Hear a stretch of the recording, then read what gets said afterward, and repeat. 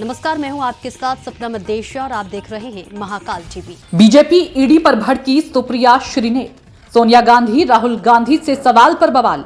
ED ने बताया कि कांग्रेस से जुड़े एजेएल और यंग इंडियन की 751 करोड़ रुपए की संपत्ति जब्त की है। इसमें एजेएल की प्रॉपर्टी 691 करोड़ रुपए की है। सुनिए कांग्रेस प्रवक्ता इस पर क्या कुछ बोली।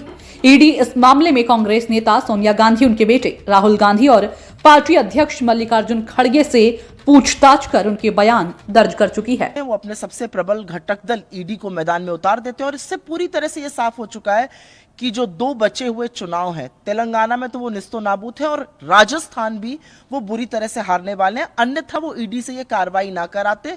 ये सिर्फ डिस्ट्रैक्ट करने के लिए, सिर्फ मुद्दे से भटकाने के लिए कार्रवाई कराई गई है। लेकिन जैसा कि जवाहरलाल नेहरू जी द्वारा प्रकाशित अखबार, जो स्वतंत्रता संग्राम की एक प्रमुख और प्रखर आवाज था, कहता है freedom is in peril and defend with all your might. हम बिल्कुल ऐसा करेंगे। अगर आप कानूनी तौर पर भी देखिए तो यहां पर कोई एसेट का ट्रांसफर नहीं हुआ है, यहां पर मनी का ट्रांसफर नहीं हुआ है, यहां कोई प्रोसीड्स ऑफ क्राइम नहीं है, यहां पर कोई शिकायत करता नहीं है, यहां पर किसी ने नहीं कहा कि उसके हक का हनन हुआ है। तो ये किस बात पे कार्रवाई हो रही है? ये एक राजनीतिक साजिश है, एक षड्यंत्र है। वो होने दीजिए, जनता इसका जवाब देगी। मैम के ट्विटर हैंडल से एक राहुल गांधी की स्पीच जो है वो ट्वीट करी गई, उसको पोस्ट किया गया और उसमें ये कहा गया, पनौती शब्द जो है एक तरीके से प्राइम मिनिस्टर के लिए कहा गया और उसके बाद बीजेपी ने कड़ी आपत्ति दर्ज कराई है इस व्यवहार के ऊपर और कहा है कि कांग्रेस पार्टी को माफ़ी मांगनी चाहिए, राहुल गांधी को माफ़ी मांगनी चाहिए। और इससे पहले भी राहुल गांधी की माता जो हैं, पूर्व कांग्रेस अध्यक्ष हैं सोनिया गांधी, उन्होंने भी प्रधानमंत्री के लिए मौत का सौदागर जैसे शब्द का इस्तेमाल किया था। हश्र क्या हुआ कांग्रेस का सबके सामने? नहीं, मैं आक्रोश समझ ही नहीं पा रही हूं। ये कौन लोग हैं जो आपत्ति और आक्रोश कर रहे हैं? और इनका आक्रोश कौन से अवकाश पे चला जाता है जब देश का प्रधानमंत्री विपक्ष के सबसे प्रबल और प्रमुख नेता को मूर्खों का सरदार कहता है? तब इनका आक्रोश कहां चला जाता है? तब इनकी आपत्ति कहां चली जाती है? हम थोड़ी पनौती कह रहे हैं, देश पनौती कह रहा है। वो तो जनता ने पनौती कहा तो उन्होंने उसको दोहराया। मुझे ऐसा लगता है जनता का मुंह मत दबाइए, इस बात पर थोड़ा चिंतन मनन करिए कि जुमले, फेंकू, जालसाज, अब पनौती पर एक ही व्यक्ति का चेहरा क्यों जनता के सामने आता है? पहली बार तो राहुल गांधी जी ने उनका नाम ही नहीं लिया था। जबरदस्ती बीजेपी को लगता है कि मोदी जी की बात होती, मतलब वो भी जानते हैं कि पनौती कौन है। असलियत यह है कि जब आप अपना आचरण सुधारू रखिएगा तो दूसरे से भी वैसे आचरण की अपेक्षा करिए। आप मूर्खों का सरदार बुलाइएगा और हम आपकी आरती उतारें, यह वक्त बीत चुका। बिल्कुल नहीं। हम चुनाव अपने मुद्दों पर लड़ रहे हैं। हम चुनाव बड़े काम करके राजस्थान में, उसके बाद जनता के पास जा रहे हैं। हम एक बड़े परिवर्तन की और भ्रष्टाचार का खुलासा करके तेलंगाना में लोगों से बदलाव की मांग कर रहे हैं। राजस्थान में हमने, चाहे हमारी हेल्थ स्कीम हो, चाहे महिलाओं के लिए हो, चाहे ओपीएस हो, चाहे रोजगार की योजनाएं हो, चाहे जो हमने किसानों के लिए किया हो, जो 500 का सिलेंडर दिया हो, जिसको कॉपी पेस्ट करके मोदी जी अपनी योजनाएं बना रहे हैं। मोदी जी मैदान में आए ना, मुद्दों पर बात कर ले। मुद्दों पर बात नहीं कर पाएंगे।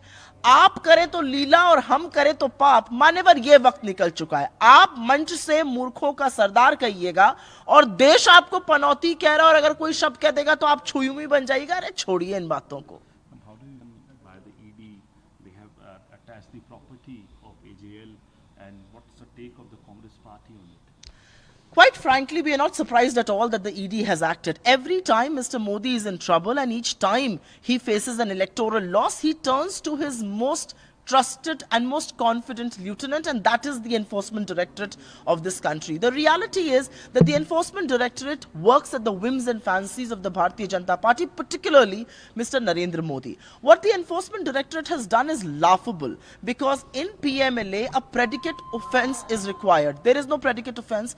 There is no transfer of immovable property, there is no transfer of money, there is no proceeds of crime, there is no original complainant, there is nobody who says that their rights have been curbed or their rights have been taken away. What is this hullabaloo about? The reality is that every time Mr. Modi is in trouble, these tactics are being deployed, but we have gotten used to it, and the people of this country will give a befitting reply to what the Enforcement Directorate has done.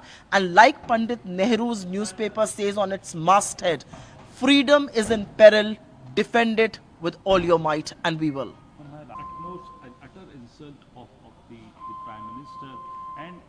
Congress and party and Rahul Gandhi should apologize. Earlier, Rahul Gandhi's mother, Sonia Gandhi, who was the Congress president then, used the word "Maut ka saudagar," and look at that, Congress party is where right now. Quite frankly, the BJP is full of hypocrites of the worst kind, double speak of the worst kind, double standards of the worst kind. The Prime Minister of this country, from an election rally, calls the most prominent voice of India's opposition Murkhon ka Sardar, and he expects us to be in reverence. The reality is that we are not calling him Panauti. The entire country is calling him Panauti. He should actually face the country, and he should actually answer why Feku, why Jalsas, why Panauti, why Jumlebaz. Why do people refer to him? The reality is that Mr. Gandhi echoed what the crowds there were saying, and we have no shame in that. It's the people of the country who are calling him that. You can call someone Murkhon ka Sardar.